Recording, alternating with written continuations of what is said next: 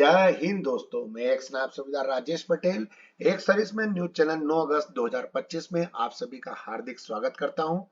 पहले खबर बताऊंगा हेडिंग, इसके बाद विस्तार से। अच्छी लगे तो सब्सक्राइब और लाइक करें।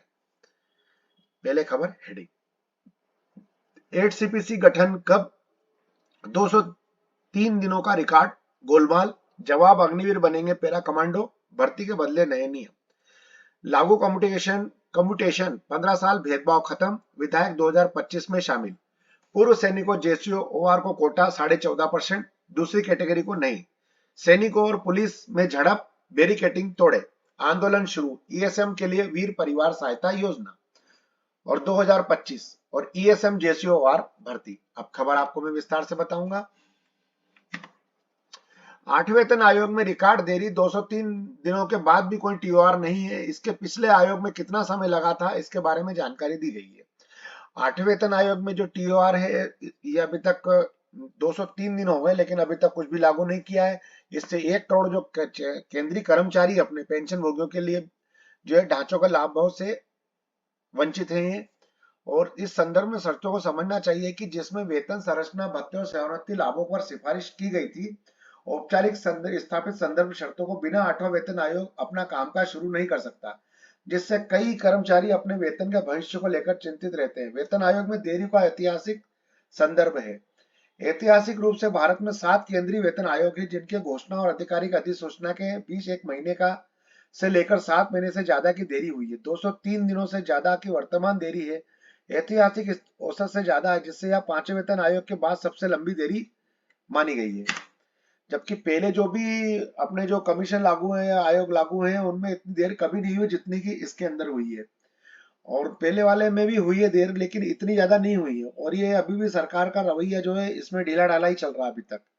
तो अभी तक जो 8वें वेतन आयोग में 203 दिनों से अधिक की देरी हो चुकी है और इसके लिए प्रतीक्षा अभी भी जारी कर रखे हैं।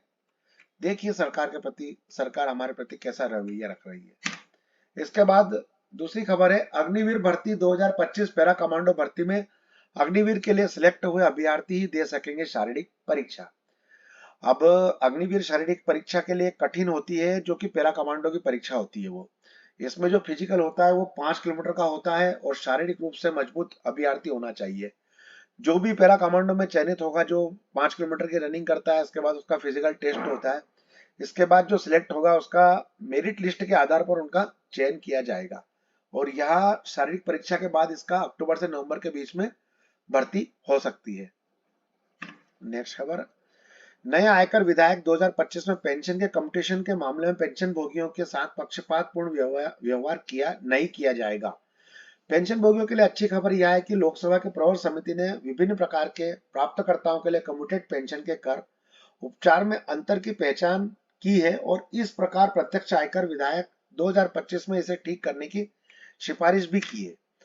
इस कम्यूटेड पेंशन के लिए कर व्यवस्था समानतापूर्ण नहीं थी, यानी सभी प्रकार के पेंशन भोगियों के लिए एक समान होना चाहिए। सरकारी कर्मचारियों की कम्यूटेड पेंशन पूरी तरह से कर मुक्त होती है, आंशिक रूप से कर मुक्त थी और गैर कर्मचारियों के लिए कोई कर छूट या कटौती भी उपलब्ध नहीं थी। अब इस असमान व्यवस्था को ठीक करने का प्रस्ताव है। गैर कर्मचारी पेंशन भोगियों में से कर्मचारी और शामिल हो सकते हैं जो अपनी नौकरी से बाहर किसी पेंशन योजना जैसे एलआईसी पेंशन फंड आदि। लोकसभा के प्रवर समिति ने कम्यूटेड पेंशन के बारे में क्या कहा, इसके बारे में प्रवर समिति ने कहा है कि समिति ने खंड 19 के सावधानी पूर्वक समीक्षा की है बाद विभिन्न प्रकार के प्राप्तकर्ताओं के लिए परिवर्तित पेंशन के न्याय संगत कर उपचार में एक अंतर की पहचान की गई है, जो कि कम्यूटेड पेंशन कटौती खंड 19 को दर्शाती है। और इसके लिए शीर्षक के तहत स्पष्ट रूप से अनुमति दी जानी चाहिए जो कि किसी फंड से ऐसी पेंशन प्राप्त करते हैं। तदनुसार समिति को लगता है कि खंड 19 के लिए कोई और संशोधन आवश्यक नहीं है। इससे विशेष प्रावधानों को प्रारूप के रूप में स्वीकार किया जा सकता है। पूर्व सैनिक और पुलिस के बीच हिंसक झड़प, भर्ती आरक्षण को लेकर 9 दिन से चल रहा धरना, विधानसभा मार्च रोका गया, लोहे के बैरिकेड तोड़े गए। गांधीनगर में सत्याग्रह छावनी के धरना के तहत सरकारी भर्ती आरक्षित पदों के लिए आवंटित की गई थी, जिसमें उनके लगातार विरोध के बावजूद सरकार ने ना तो बातचीत शुरू की है और नतीजन पूर्व सैनिकों ने विधानसभा का घेराव करने की चेतावनी दी थी। और इसके लिए 5 अगस्त 2025 सत्याग्रह छावनी पर एकत्रित हुए हैं और 300 पूर्व सैनिक थे। ये उन्होंने भारी पुलिस बल तैनात कर दिया। दोपहर तक कोई सकारात्मक प्रतिक्रिया न मिलने पर पूर्व सैनिकों ने विधानसभा की ओर कूच करना शुरू कर दिया। यह कहते हुए कि घेराव के लिए पूरी तरह से सरकार जिम्मेदार होगी।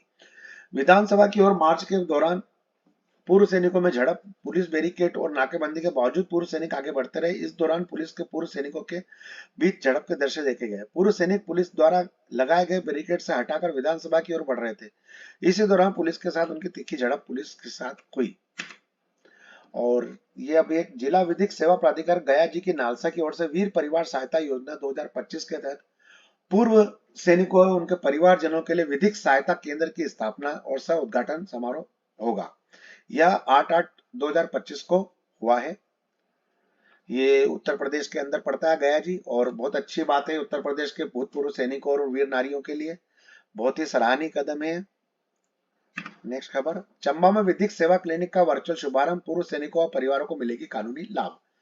जिस प्रकार से मैं बता रहा हूँ कि पूरे देश में अब जो है जो सैनिक परिवारों के लिए विधिक सेवा क्लिनिक खुल रहे हैं, उसी की तर्ज पर ये एक चंबा हिमाचल प्रदेश में भी अभी एक जो है वर्चुअल क्लिनिक का शुभारंभ किया गया है।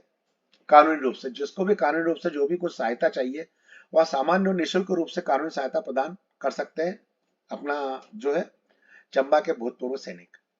बहुत ही सराहनीय कदम है ये। नेक्स्ट खबर, यह एक भर्ती है जो कि 5000 कर्मचारियों की भर्ती है। इसके अंदर भूतपूर्व सैनिकों का लंबा कोटा भी है।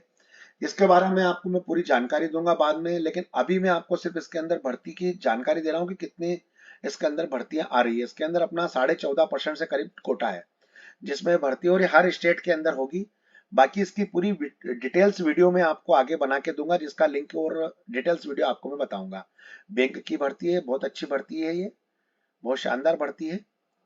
बस दोस्तों, मेरे पास आज खबर यहीं तक थी। आपका दिन शुभ रहे। जय हिंद, राम राम।